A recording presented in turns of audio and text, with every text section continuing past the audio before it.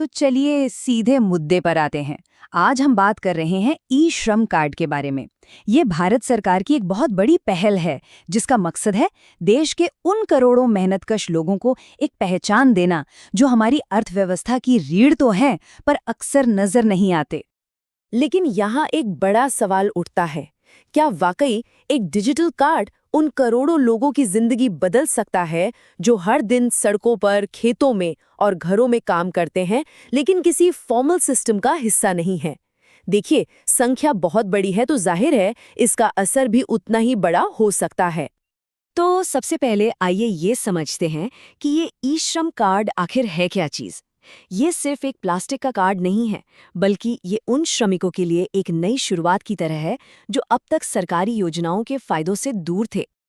तो देखिए, ये एक 12 डिजिट का यूनिक नंबर है, कुछ आधार जैसा ही, लेकिन ये खास तौर पर असंगठित क्षेत्र के कामगारों के लिए है। और इसका सबसे बड़ा फायदा है एक सेंट्रलाइज्ड डेटाबेस।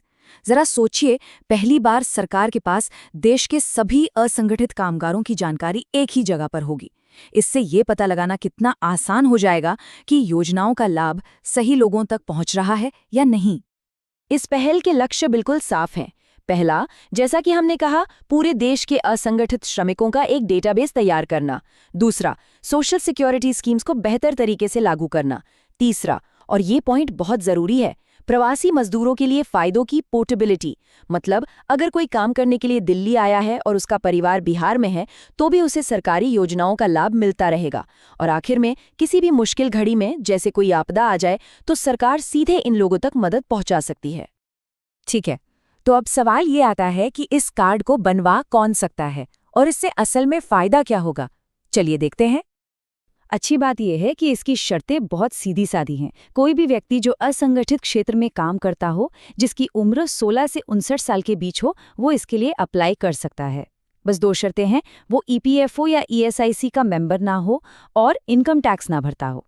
मतलब इसमें कंस्ट्रक्शन वर्कर, रेहड़ी पटरी वाले, घरेलू कामगार, खेती और मजदूर, ये सभी लोग आ जाते हैं। तो सबसे ज़रूरी बात जो याद रखने वाली है वो ये है कि ये कार्ड सिर्फ एक पहचान पत्र नहीं है।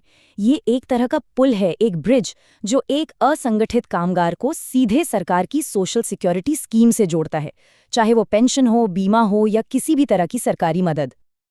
ओके, तो अब जब ये साफ हो गया है कि ये किसके लिए है और क्यों ज़रूरी है, तो अब बात करते हैं इसकी तैयारी की।